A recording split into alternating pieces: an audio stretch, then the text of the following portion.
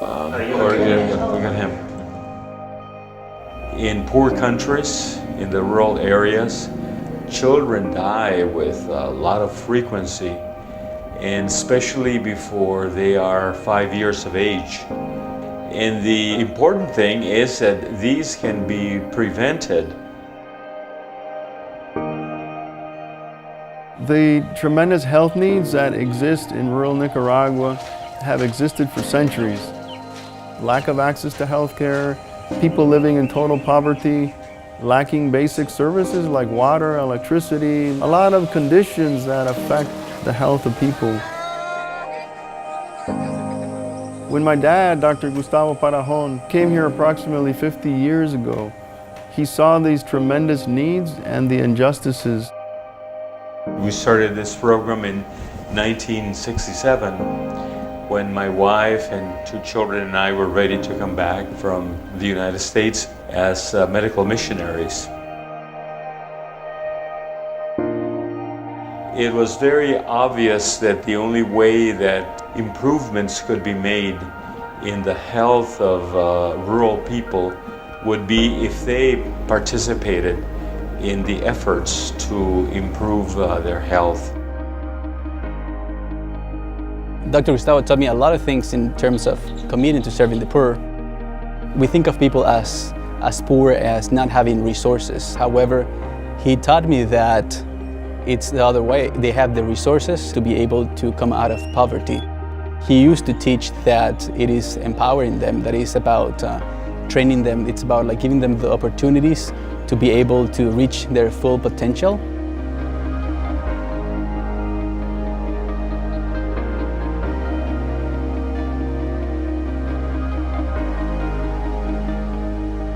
There were a lot of things that began back then and lay the foundation for AMOS, because really what AMOS has done is to follow the same model of trusting and believing that local community leadership can be totally in charge and able to effect great changes in health in their own communities.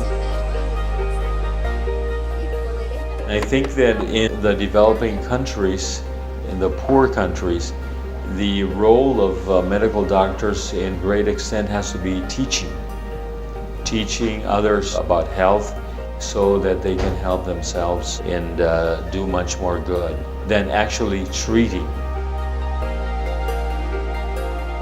He found out that he himself was not the solution to the problems of the community, but that the solution actually lied in the hands of those who were living in the community.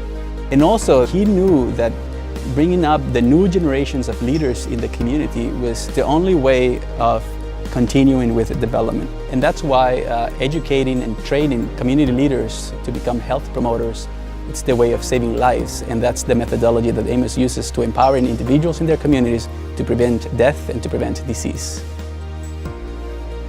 He sido promotora de salud durante 20 años en mi comunidad. Me inspiró el servicio, ver las necesidades que había en mi comunidad.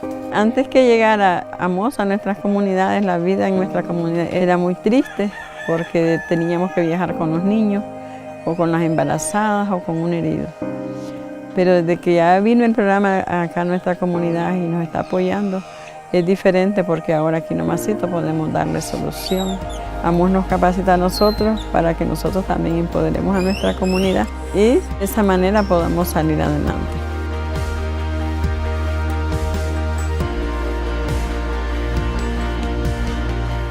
For us at AMOS, we're at a really exciting time right now as we celebrate our 10th year anniversary and the 50th year of the anniversary of my dad initiating his work in the rural areas of Nicaragua. AMOS has grown tremendously in the last 10 years, and we're uniquely positioned to continue this work and expand a bit further. We're doing things in the urban areas like good diabetes control and education. In the rural areas, we're training people how to recognize diarrhea and pneumonia. We've seen how teaching more people to reach more people really works. We've seen infant mortality drop by 90%, and we've had no pregnant mothers die in our communities for more than 5 years. So we're really encouraged by these results, but there's a lot more work to be done. Over the next 10 years, we believe we can make an even greater impact by empowering people to adopt healthy behaviors. And we have a plan to reach more people by sharing and replicating our model both in Nicaragua and around the world. Ultimately, in the next 10 years, AMOS wants to continue working alongside people in impoverished communities to help them lead longer and healthier lives.